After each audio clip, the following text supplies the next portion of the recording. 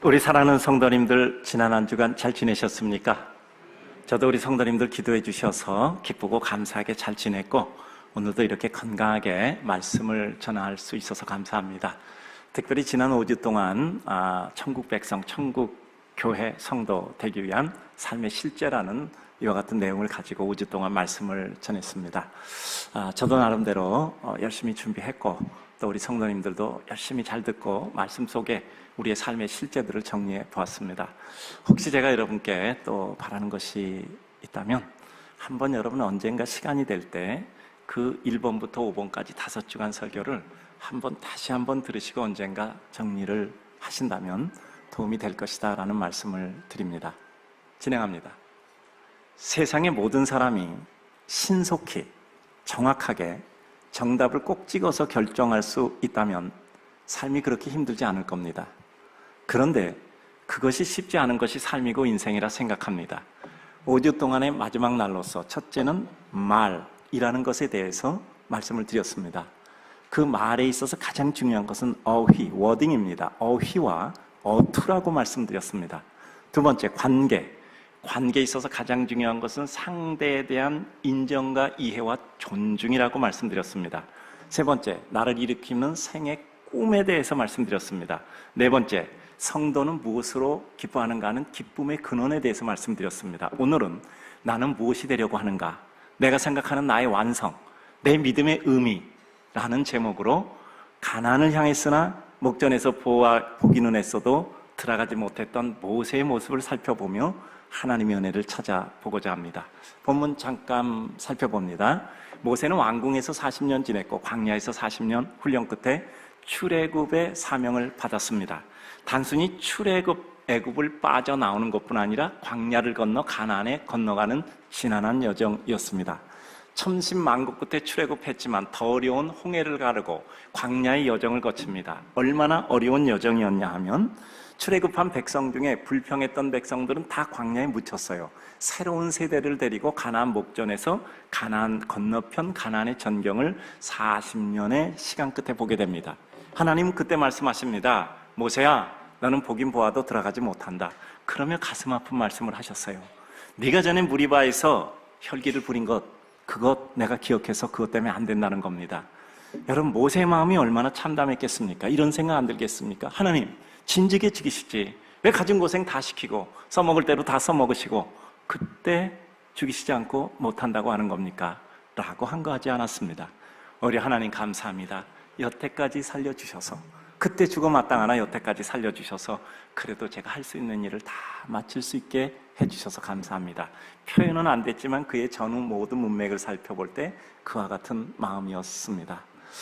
하나님은 백성들을 축복하고, 그리고 여호수아를 축복해 후계로 세우고 마침내 하나님의 역사를 마치게 됩니다.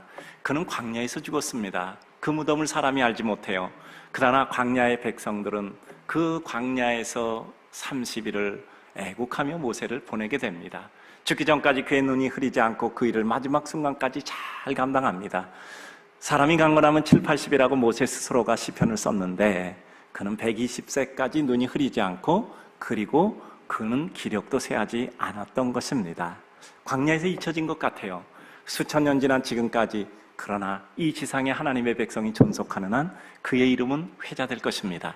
광야에 묻혀 상실된 것이 아니라 그는 전설로 다시 살아나게 된 것입니다.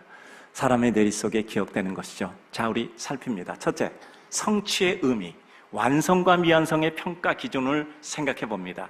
성취란 무엇인가? 완성과 미완성이라는 것은 어떤 것인가? 그 기준은 무엇인가? 라는 것에 대해서 생각해 봅니다. 가라 하시는 곳까지 우리 삶의 의미를 파악하는 것입니다. 신명기 34장 4절을 보면 여호와께서 그에게 이르시되 이는 내가 아브라함, 이삭, 야곱에게 맹세하여 그의 후손에게 주리라 한 땅이라. 내가 너의 눈으로 보게 하였거니와 너는 그리로 건너가지 못하리라 하시매라고 기록되어져 있습니다. 우리 인생의 꿈과 소원은 하나님의 뜻을 이루기 위해서 주어진 것입니다. 중요한 것은 어디까지가 완성인지는 하나님이 계획하고 운영하신다는 겁니다. 내게 꿈을 주셨어요. 하나님의 뜻을 이루기 위해서 꿈을 주셨습니다. 내가 생각하기엔 저 끝까지 가는 것이 완성이라고 생각하고 달려갑니다. 그러나 어디까지가 완성인지는 하나님이 계획하고 운영하시는 겁니다. 방향 정해주시되 마지막 시간까지는 하나님의 또한 결정입니다. 우리는 하나님이 주신 꿈과 은혜, 나는 무엇이 되려고 하는가라는 계획조차도 하나님의 뜻을 향해 가고 이루게 하여 또 우리에게 주어진 하나님의 선물이요 은혜라는 것 잊지 말아야 합니다. 왜 그런 마음 들었을까? 축복입니다. 왜 그리로 갈까? 축복입니다. 그 다음 정한 방향대로 가는 열심과 열정, 감격, 인생의 환희로운 삶, 어디까지가 우리 인생의 만개인가를 생각해 봐야 합니다. 방향 정했는데 내가 어디까지 가는 것이 그 일의 완료라고 생각한 것이 하나님의 뜻과 다를 수도 있다는 사실입니다. 인생은 가능만이 만사가 아닙니다. 때로는 한계, 오히려 우리가 가지고 있는 어떤 제한된 능력이 우리 삶을 완성해 갈 수 있음을 기억해야 합니다. 밥이 맛있다고 10그릇 먹으면 반드시 좋은 것은 아닙니다.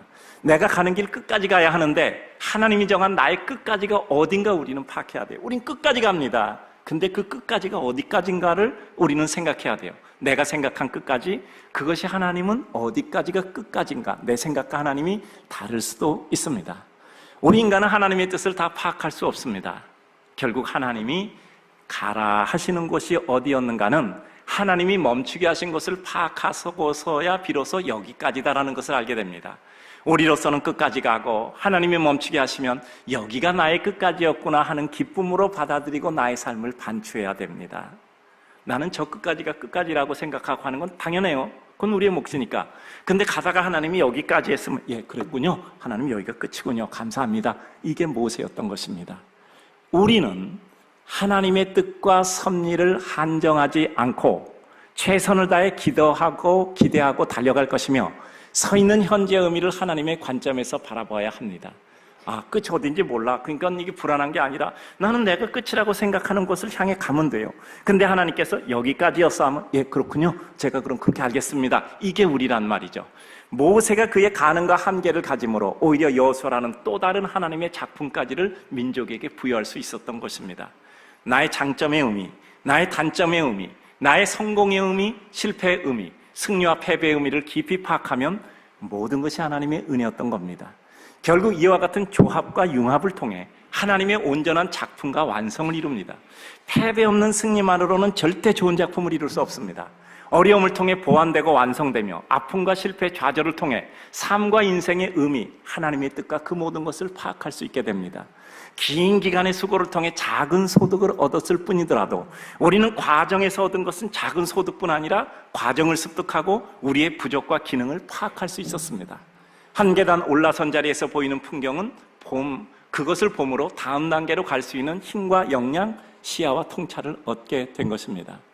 때로는 평생 이룬 것보다 수많은 승리와 실패, 시련과 극복의 반복을 통해 얻는 힘이 이룬 현재 시점을 통해서 단 한 번의 결정으로 평생보다 더 큰 역사의 소득과 완성의 한 점을 이룰 수도 있는 겁니다. 여러분, 지금이 가장 큰 전성기예요. 최고의 전성기입니다. 왜 그런지 아세요? 이제까지 수많은 실패와 성공 그리고 좌절과 다시 일어나는 회복을 통해서 우리는 터득한 게 있어요. 그 한 번의 결정으로 평생 이룬 것보다 더 큰 역사를 이룰 수 있다는 거죠. 지금이 최고의 때인 겁니다.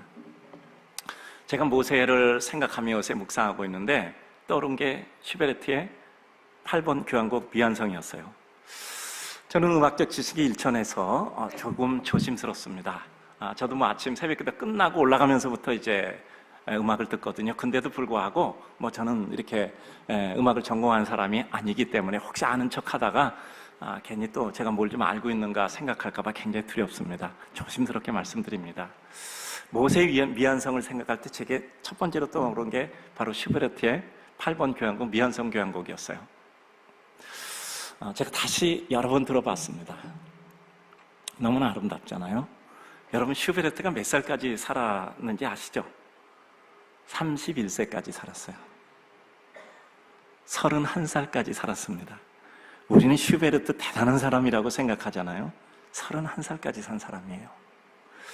위인이 되려면 빨리 죽어야 돼요. 그러니까 오래 산 사람은 위인이 못 됩니다. 위인은 망가지기 전에 죽은 사람이 위인이더라고요. 근데 이 천재 작곡가, 세상 떠나기 전 6년 전에 이 곡을 썼으니까 25살에 쓴 겁니다. 여러분, 교향곡은 4악장으로 씁니다. 근데 이 곡은 2악장까지만 쓰여져 있어요. 3악장에 9마디까지 쓰여져 있는데요. 그대로 남겨뒀어요. 이 곡은 사실 슈베르트가 살아있을 때는 연주가 안 됐습니다.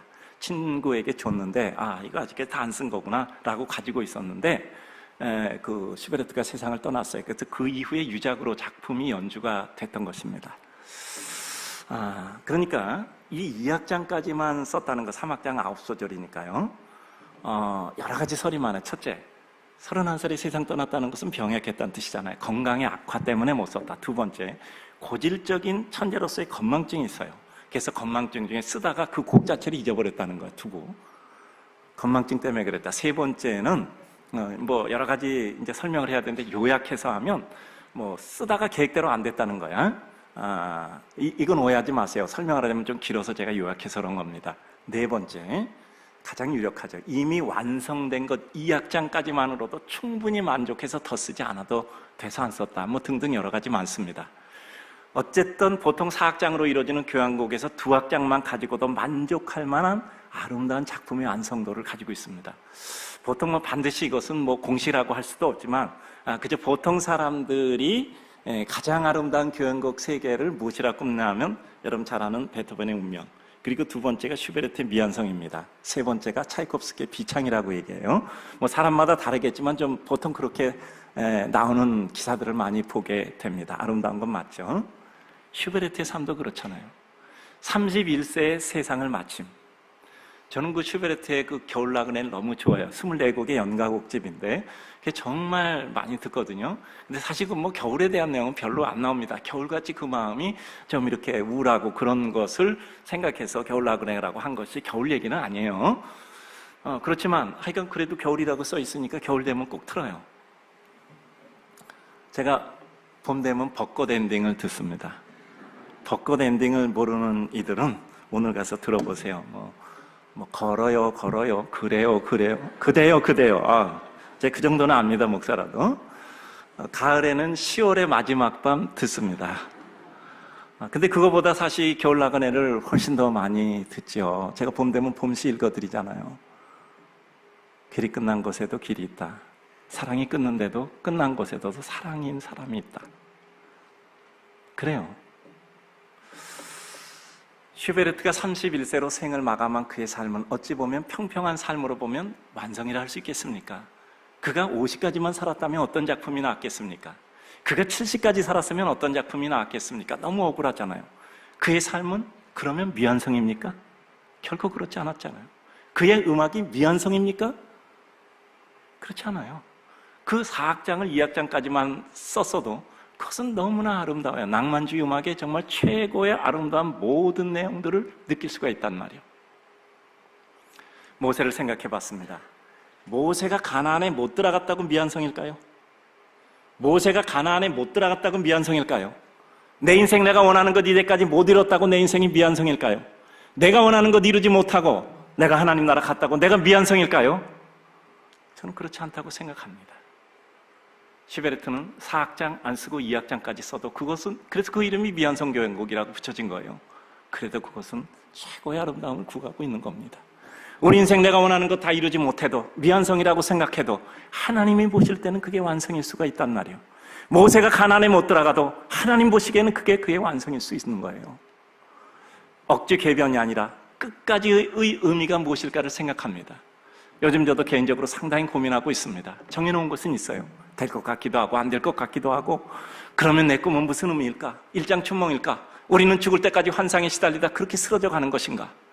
오늘 제목은 제게도 묻는 내용이기도 합니다. 나는 무엇이 되려고 하는가? 내가 생각하는 나의 완성은 무엇일까? 내 믿음의 의미는 무엇일까? 누구나 같을 수 있고 질문하는 내용이라고 생각합니다. 우리 한번 이 설교 제목에 대해서 미리 생각해 보자고 했잖아요. 누구나 같을 것입니다. 결국 우리가 이르게 되는 생각의 지점은 첫째, 결코 한정하지 않는다. 그 다음에 최선을 다해 달려간다.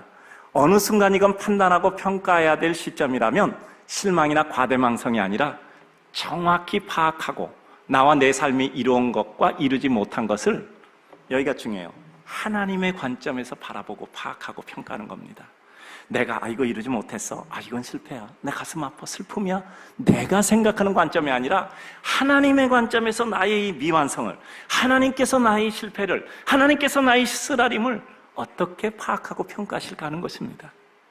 달려갈 때는 확신 속에 달려가지만 평가 때는 비겁함이 아니라 오히려 정직하다고 믿고 하나님의 관점에서 평가하려 지난한 수고를 하는 것이 우리의 삶인 겁니다. 그러니 우리 인생은 나에 대해 또 그 사람, 내 앞에 있는 사람에 대해서 역사의 한 점에 대해서 우리는 하나님의 시점에서 바라보는 거예요. 하나님의 시점이 뭡니까? 하나님의 시점은 따뜻한 그 자체예요. 여러분 다윗 알잖아요. 다윗이 대단한 사람인 거는요, 하나님의 마음을 그는 느끼고 있었던 거예요. 그건 맨 마지막에 인구조사하다가 하나님의 진노를 사서 그 자만이거든요. 자기 업적 자랑하려고 한 거거든요. 징계를 받잖아요. 네가 선택해라 할 때 다윗은 뭘 선택합니까? 사람의 징계는 나를 죽이지만 하나님의 징계는 나를 살립니다. 하나님의 징계를 선택하겠습니다. 대단한 사람이잖아요. 그는 본질을 정확히 봤던 거예요. 하나님은 나에게 진노하여 징계를 주실지라도 그것은 나를 살리십니다. 사람은 나를 징계한다면 나를 죽입니다. 나는 하나님의 징계를 받겠습니다. 그래요. 하나님의 마음을 보았던 거예요. 그러면 나의 실패를 무엇으로 봐야 될까요? 그리고 다른 사람의 실패를 어떻게 봐야 될까요? 다른 사람의 한계를, 역사 속의 나의 가슴 아픔을 무엇으로 봐야 할까요? 하나님께서 우리들에게 바라보시는 그 관점으로 보아야 한다는 말이죠. 수고했어, 애썼어, 이것까지가 네 몫이야. 그리고 이것까지가 당신 몫이야.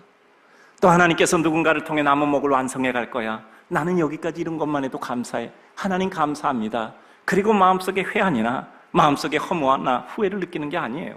그렇지 않으면 이 세상에 성공한 몇 사람의 소수를 제외한 우리 대부분은 패배감 속에서 인생 덧없는 것이다 생각하는 허무주의로 우리 인생을 마감할 수밖에 없어요. 기독교적인 항상 기뻐하라는 명제는 완성이 되지가 않습니다. 하나님이 우리 인생의 대부분을 실망하게 만들고 몇몇 사람 승리하여 만족해서 감사하게 인생을 마치겠을까요? 위대한 완성자 하나님이 그 작품 몇 개를 만들어 놓고 그걸 보고 기뻐하고 나머지 다 흩어져 버린 태작들, 망가진 작품들을 보고 그냥 좋아하는 몇 사람 감상하고 계실까요? 그렇게 생각은 안 돼요. 그렇다면 하나님의 관점에서 나를 봐야 돼요. 잘 만들었다? 왜 잘 만들었을까? 그분이 잘 만들었다는 표현은 지금의 정지 상태가 아니라 이 삶 이후까지를 보시면서 하는 말씀입니다. 베드로가 예수님의 면전에서 3번이나 부인하고 저주하고 욕했을 때 예수님은 그 베드로를 본 것만이 아니라 그 뒤에 성령 충만하여 초대교회 사도가 된 베드로까지를 그 시점에서 보고 계셨던 거예요. 그러니까 그 베드로를 볼 때 예수님께서는 마음이 불편만 하시지 않고 하나님의 관점에서 새로운 베드로의 모습까지를 보고 계셨던 것입니다. 그래, 가능성까지 포함한 것을 깨닫고 지금 이 시점에서 최선을 다하고 순간마다 기쁘고 만족하며 더 잘해보자. 내가 완전한 사람이 아니라 애쓰고 노력하고 하나님의 뜻대로 살아보려는 그 마음을 보시고 나를 하나님이 완성하시겠지. 나는 내가 완성하는 것이 아니라 하나님이 완성하시는 거겠지. 적극적 수용의 태도를 가지고 하나님의 뜻을 파악하고 그래도 애써보자. 그리고 끝이다 하면 하나님 품으로 죽음 힘을 다해서 뛰어드는 겁니다. 미끄러져도 하나님 쪽으로 미끄러지자 했잖아요. 두 번째입니다. 때로는 우리의 모든 것이 묻혀지고 잊혀짐으로 오히려 어느 순간 전설이 되는 겁니다. 신명기 34장 5절을 보면 이해 여호와의 종 모세가 여호와의 말씀대로 모압 땅에서 죽어 벳볼 맞은편 모압 땅에 있는 골짜기에 장사되었고 오늘날까지 그의 묻힌 것을 아는 자가 없느니라. 잊혀짐이죠. 모세는 결국 가나안에 못 들어가고 광야 모압 땅 골짜기에 묻혔고 그 무덤을 아는 사람도 없어요. 광야는 가나안에 입성한 이스라엘 백성에게는 지나온 길입니다. 이전의 길이 되었을 뿐입니다. 더 이상 광야는 그들의 땅이 아니요, 이스라엘 백성은 그 광야를 이제 있는 겁니다. 모세는 한가하던 백성이 묻혔던 그 광야에 묻혔고 그들과 함께 그 시대를 마감합니다. 여러분, 이후에 성경에 어디 모세 얘기가 나오던가요? 여호수아의 모세 얘기가 나옵니까? 사사기의 모세 이야기가 나옵니까? 열왕기 상하, 역대기 상하에 모세 이야기가 나옵니까? 모세는 성경에서 잊혀진 사람이 되는 겁니다. 로마의 개선 장군들, 개선의 환호 속에 환호하는 백성들은 중간중간 메멘토 모리라고 외칩니다. 너도 반드시 죽는다는 것을 기억하라. 막 찬양하다가 너도 반드시 죽는다는 것을 기억하라. 뭡니까? 이후의 여정을 보면 그 인생들의 모든 것은 또다시 뒤집어질 수 있다는 거예요. 그러니까 겸손하게 살라. 지금의 영어로만이 아니라 겸손을 가지라라는 것이잖아요. 이후의 여정을 보면 정복 전쟁 중에 모세는 여호수아와 바톤 타치하고 잊혀진 사람 같이 됐어요.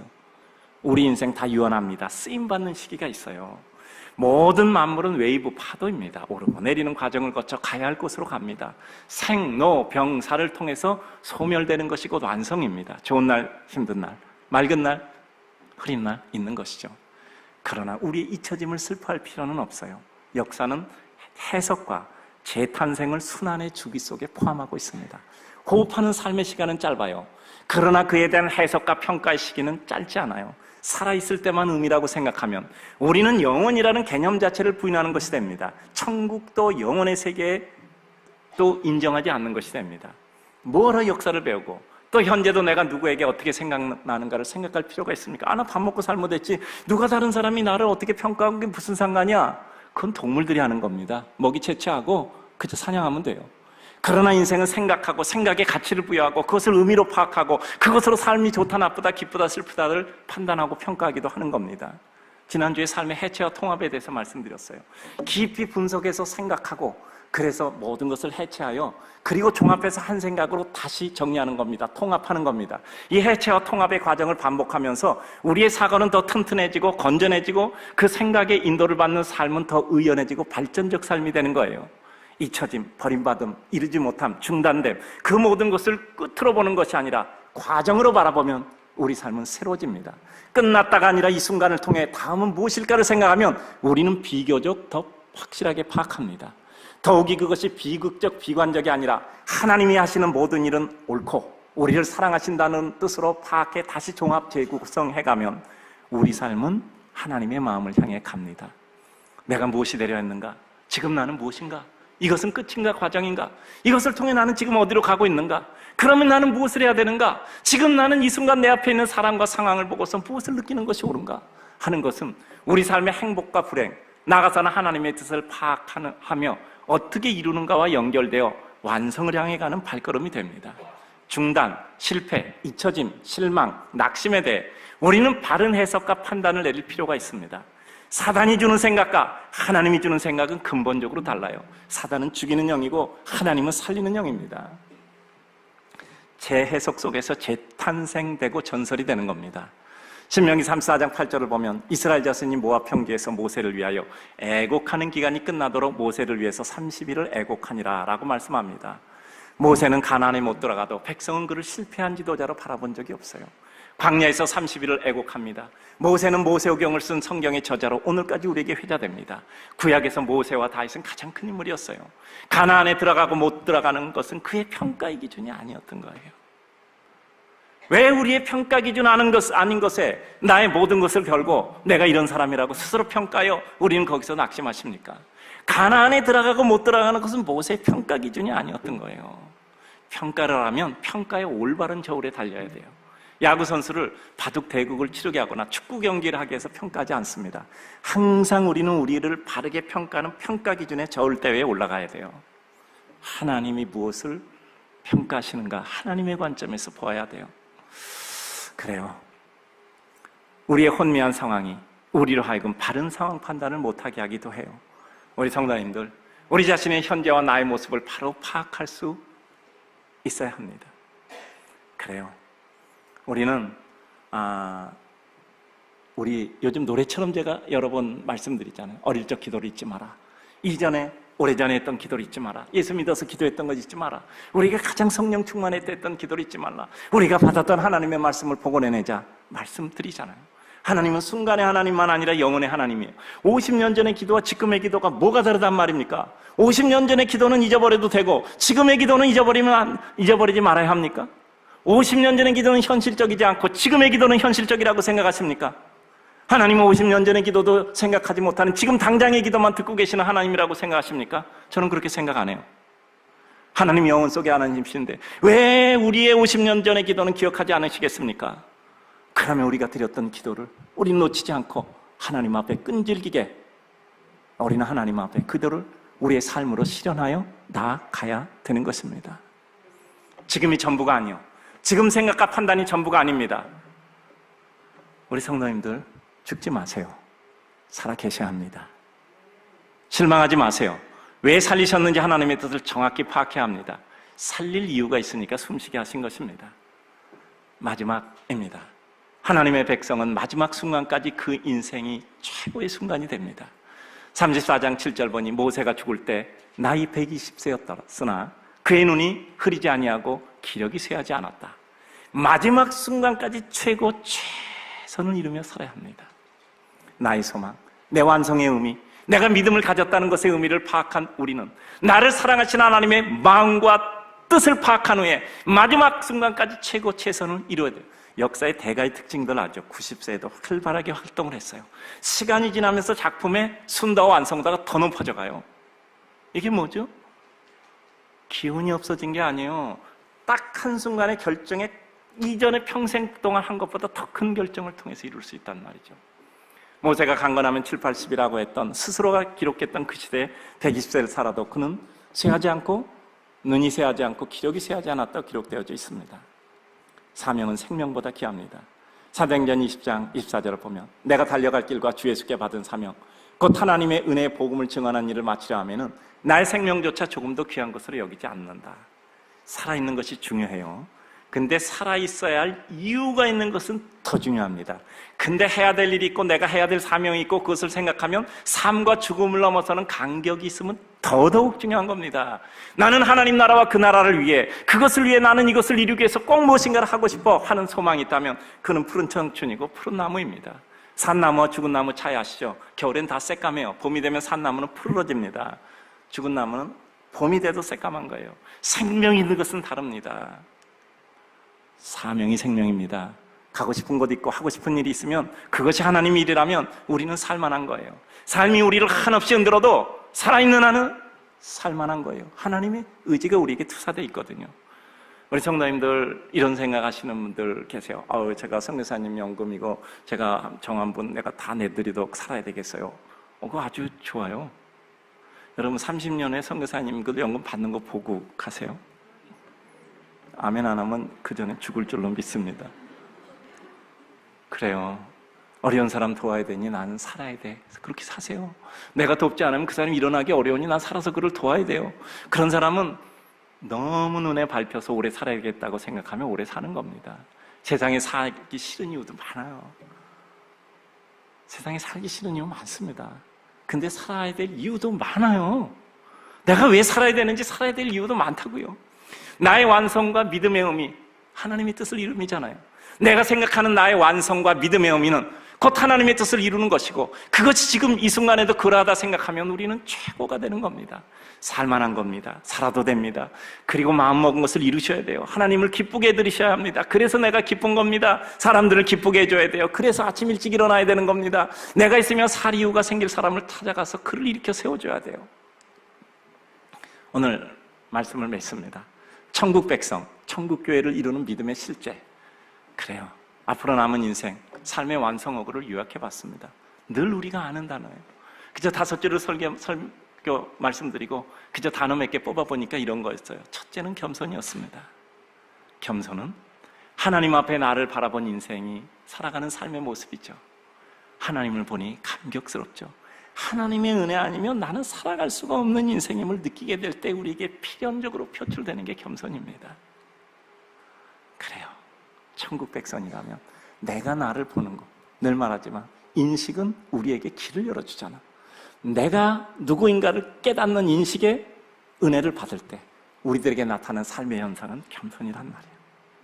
겸손은 그저 고개 숙이 이런 게 아니라 정말 내가 누구인가를 봐서 어떻게 하나님 앞에 살아야 될 것인가를, 사람에게 나를 표현하고 살아야 될 것인가를 깨닫는 거잖아요. 두 번째, 인생에 대한 존중과 인정이잖아요. 우리에게 중요한 것은 관계입니다. 관계에서 가장 중요한 것은 내 앞에 있는 사람에 대한 존중과 인정이에요. 제가 이 존중에 대해서 아주 강조했잖아요. 결국 내 앞에 사람과 상황과의 관계이고 그것은 내 앞에 사람에 대한 절대적 존중과 그것을 인정하는 겁니다. 그래서 내 마음이 편하고 기쁜 겁니다. 나를 인정하고 존중한 사람은 다른 사람도 인정하고 존중해요. 나를 인정하고 존중하지 못하는 면은 우린 다른 사람도 인정하지 못하고 존중하지 못해요. 왜냐하면 나를 기준해서 사람을 생각하기 때문에 그런 거죠. 세 번째는 이해와 배려였습니다. 일뿐 아니라 사람도 얻을 수 있습니다. 내 진실만 중요한 것이 아니라 상대의 진실도 소중해요. 이해와 배려도 끝까지면 결국 진정성을 확보하는 겁니다. 누구나 생각하는 아주 간단한 문구예요. 겸손, 인생에 대한 존중과 비견, 인정. 이게 이제 관계잖아요. 그리고 결국 나의 꿈, 그리고 나의 기쁨의 근원, 그 모든 것을 살펴볼 때 결국 내 삶은 이해와 배려라는 말이죠. 누구나 아는 단어나 문구잖아요. 여기 써야 될 필요도 없잖아요. 중요한 것은 끝까지 지키는 겁니다. 끝까지 지키는 것입니다. 지금 끝이 아니라 저 끝까지를 보고 누군가를 아껴주는 사람이 되는 것이죠. 우리 사랑하는 성도님들, 왜 살아야 하는지, 할 일이 있으니까, 꼭 하고 싶은 일이 있으니까, 그가 잘 되는 것을 보아야 되니까 이 마음이 우리를 살리는 힘이 되시기를 바랍니다. 주님의 이름으로 축복합니다.